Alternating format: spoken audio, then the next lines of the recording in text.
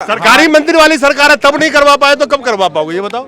देखिए इस टाइम तो हाँ देखिए ये तो उनके सोच पे डिपेंड करता है कि सोच तो वो दिखाते रहते हैं मंदिर मतलब उनके मंदिर मगर हमारे मंदिर की कोई वैल्यू नहीं है। ये तो बड़े अफसोस की बात उनके मंदिर क्योंकि वोट का मंदिर है उनका।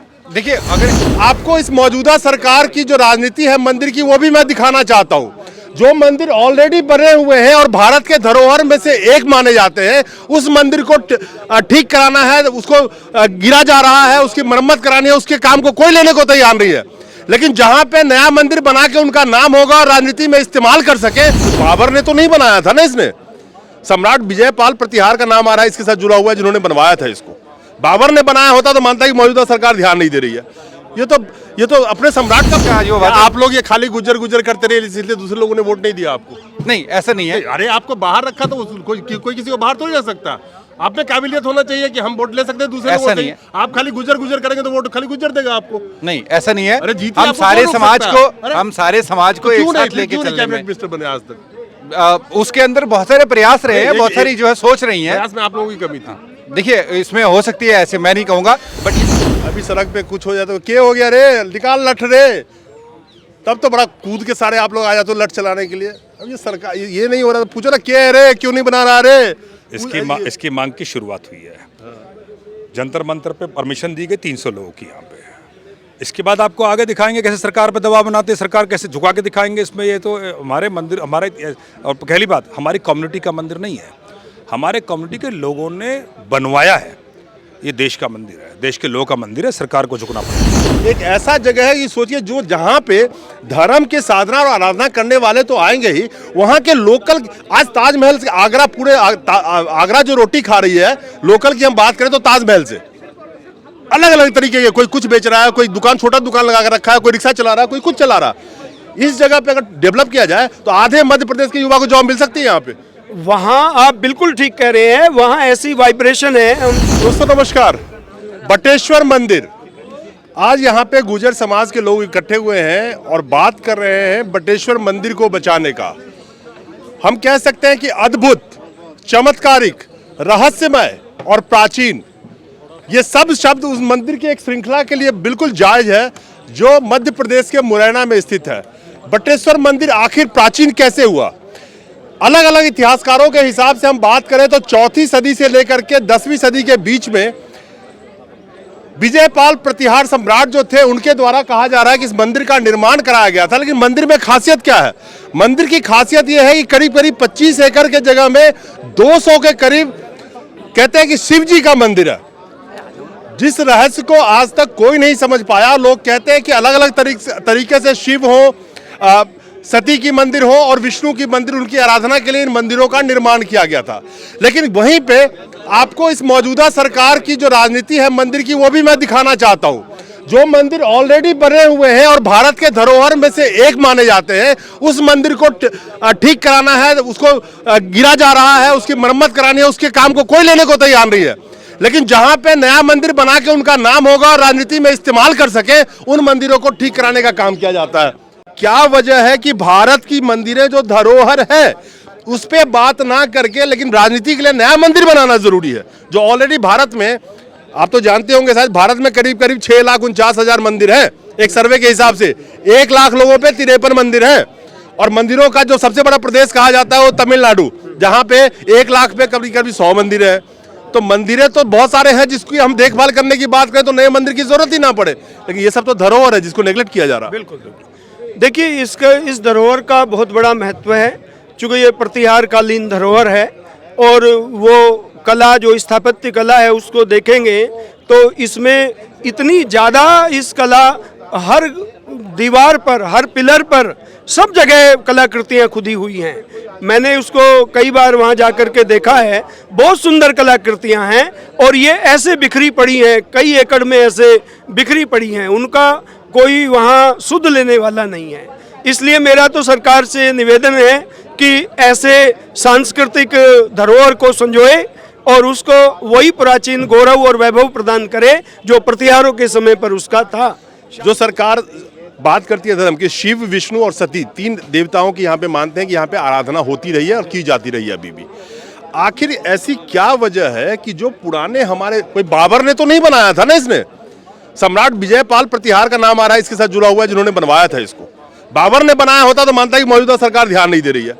ये तो अपने सम्राट का बनाया हुआ चीज है, तो इसको इस पे ध्यान देने की जरूरत है। आखिर क्या वजह है कि सरकार इससे भाग क्यों रही है? आप नए मंदिर की बात कीजिए, जहां पे वोट की रानी, तो नए मंदिर तो एक दिन में बन जाएगा। लेकिन जो ऑलरेडी बना हुआ है, भारत की प्राचीनतम मंदिरों में से एक है, सवाल तो इस सरकार की नीति पे उठती है ना। निश्चित रूप से प्रश्न तो उठेगा अगर उपेक्षा जारी रहेगी। हम मांग उठा रहे हैं, ध्यान आकर्षण कर रहे हैं इसी बात के लिए कि सरकार इसके प्रति गंभीर हो और इस अपने दायित्व को, जो सरकारी कर्तव्य है, उसको ठीक से पूरा करे। हमारी ये पूरी मांग है। आखिर क्या वजह है कि आज सारे गुज्जर समाज के लोग यहाँ आए हुए हैं, आप भी JNK से आके यहाँ सपोर्ट में आए हुए हैं, क्या वजह लगती है कि सरकार जो सिर्फ मंदिर की राजनीति करती है? ऑलरेडी जो बना हुआ इतना प्राचीन मंदिर है, इसका जीर्णोद्धार के लिए लोग आए हुए हैं। ये कह रहे हैं कि इसको जो गिर रही है, पड़ रही है, इसको सही करा दिया जाए। आखिर सरकार क्यों इस चीज़ से भाग रही है? देखिए, बड़ी विडंबना की बात है और हमारे गुर्जर समाज के साथ तो हमेशा से रही है।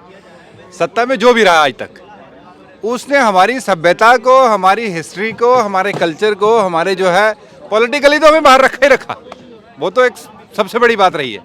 बट ये कि हमारी उस पहचान को भी जो है हमेशा छुपाने की, हमेशा उसको ख़त्म करने की जो प्रयास, वो हमेशा से रहे। पॉलिटिकली कैसे बाहर रखा आप लोगों को, थोड़ा जैसे कि मैं समझना चाहता हूँ। मैं आज तक का बताऊं कि आज तक हमारा कोई भी कैबिनेट मिनिस्टर नहीं रहा हिंदुस्तान के अंदर। ठीक है ना? क्या वजह रही?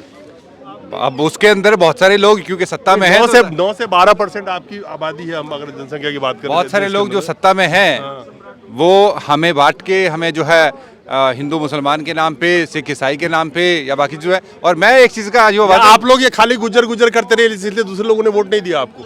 नहीं, ऐसा नहीं है। अरे आपको बाहर रखा तो कोई किसी को बाहर तो नहीं रख सकता। आप में काबिलियत होना चाहिए कि हम वोट ले सकते हैं, दूसरे ऐसा नहीं है। आप खाली गुजर करेंगे तो वोट खाली गुजर देगा आपको। नहीं, ऐसा नहीं है। अरे जीत हम सारे समाज को एक साथ लेके चलने में, मिनिस्टर बने आज तक? उसके अंदर बहुत सारे प्रयास रहे हैं, बहुत सारी जो है सोच रही है। प्रयास में आप लोगों की कमी थी।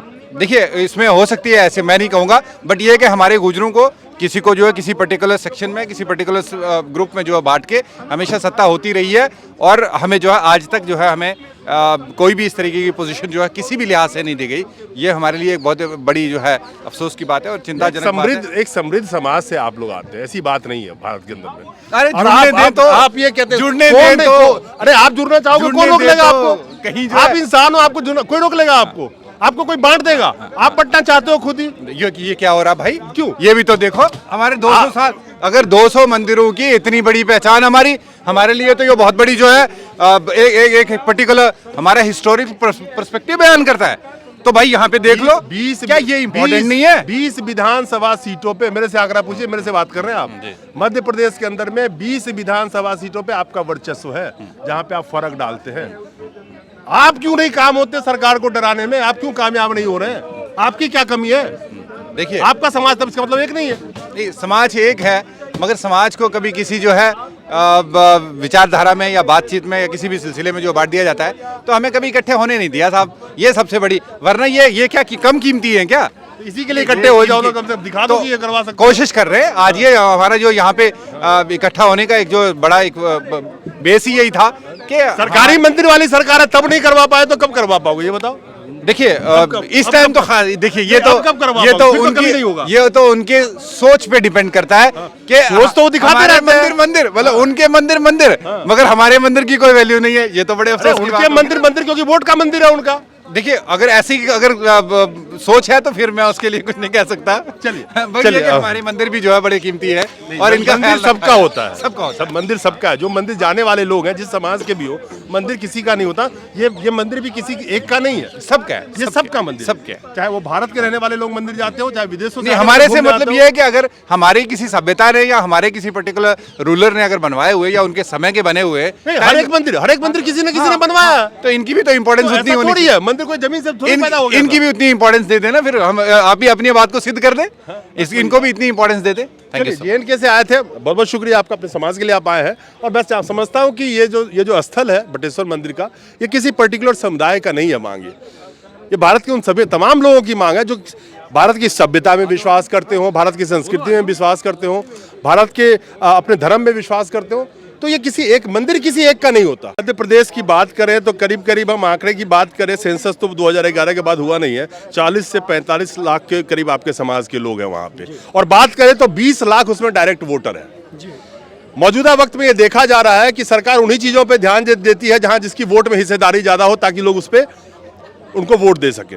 तो क्या एक वजह ये भी है कि वहाँ पे आपकी भागीदारी बहुत कम है, तो जिसकी वजह से वो ध्यान नहीं दे रहे? क्योंकि अभी तो मध्य प्रदेश में चुनाव है। सबसे बड़ी बात यह है कि ये किसी एक जाति की जिम्मेदारी नहीं है। यस, ये जो आई एग्री विथ यू, ये मंदिर किसी एक जाति की नहीं है। मैं भारत के सम्राटों ने बनाए थे, जो पूरे भारत के यशस्वी सम्राट थे, और ये मांग तो देश के सभी राष्ट्रभक्त लोगों को उठानी चाहिए। और ये राजनीतिक चुनाव से जुड़ा हुआ मुद्दा है भी नहीं। हमारी तो ये डिमांड है कि ये सांस्कृतिक कार्य, चाहे किसी की सरकार आए या जाए, सभी सरकारों को एक राष्ट्रीय नीति के तहत करना चाहिए। और सरकार का ये दायित्व है, जब हम वो संस्कृति की बात करते हैं, जब वो भारत के मानबिंदुओं की बात करते हैं, तो इससे बड़ा मानबिंदु और कौन सा है? इससे बड़ी श्रृंखला तो भारत में और कोई है नहीं। इसलिए मैं अपनी सरकार से निवेदन करता हूं कि वो ध्यान दे इस पर और इसको एक पर्यटन स्थल के रूप में विकसित करें, ताकि लोग इस महान धरोहर को देख सकें। हाँ जी, आप बताइए कि आखिर कब तक करा लेंगे इस काम को? सरकार का ध्यान उन मंदिरों पे जहाँ से वो हुकूमत में आ सकती है, या उन मंदिरों के आसपास यात्रा निकालने का सोच है जहाँ दंगा फैल जाए, विवाद हो जाए, कुछ जाने चली जाए। तो सरकार का ध्यान तो कहीं और है। और मूल रूप पे बिल्कुल ठीक कहा, यहाँ पर मांग भी रखी गई।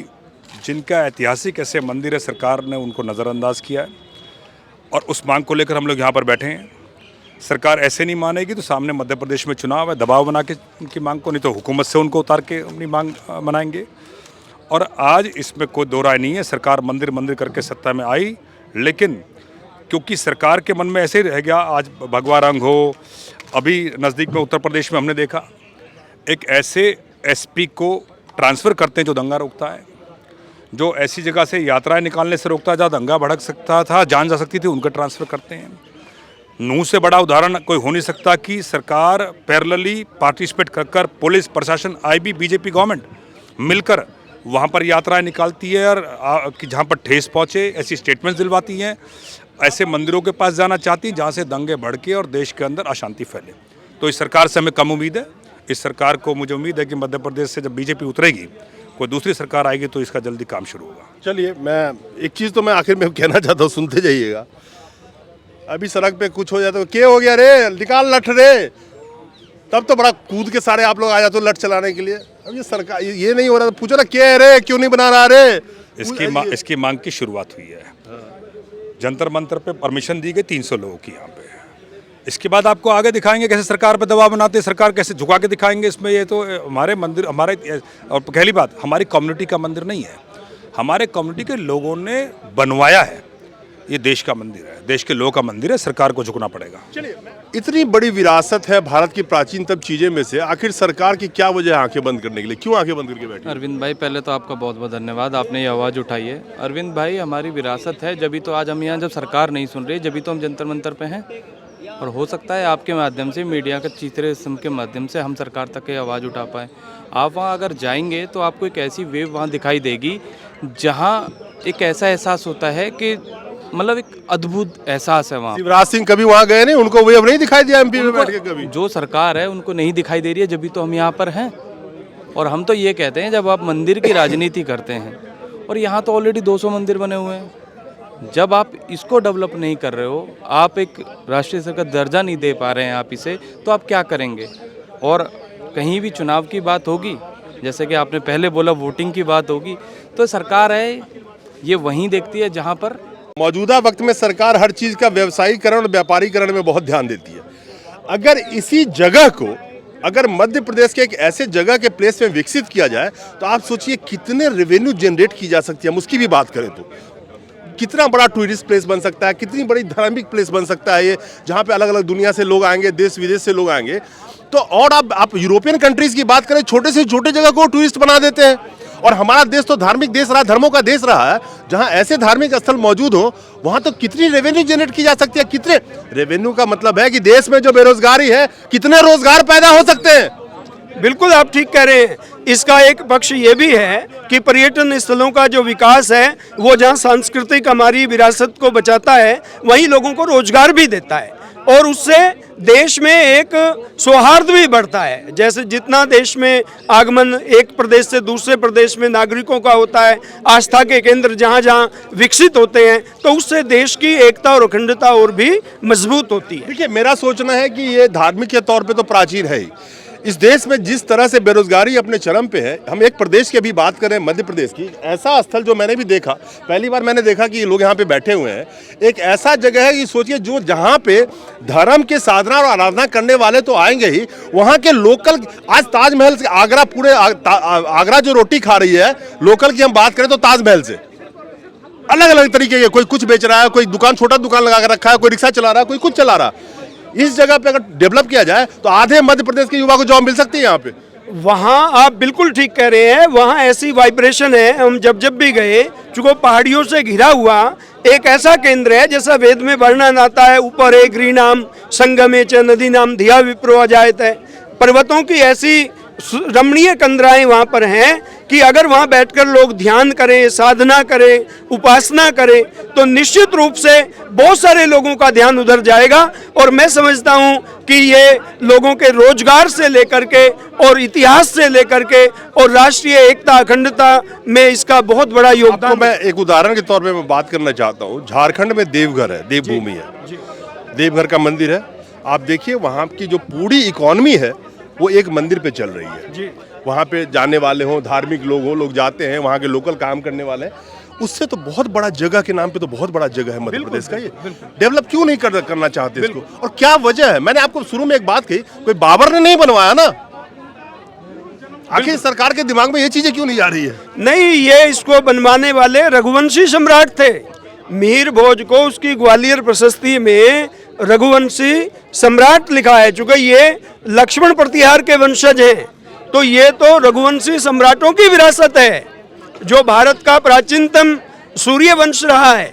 तो इसलिए उसके प्रमाण तो इतिहास में जगह जगह बिखरे पड़े हैं। शिलालेखों में आज से 1000 साल पहले जो बातें लिखी गई, मैं वो बात आपको बता रहा हूँ। प्रतिहार का अर्थ होता है रक्षक।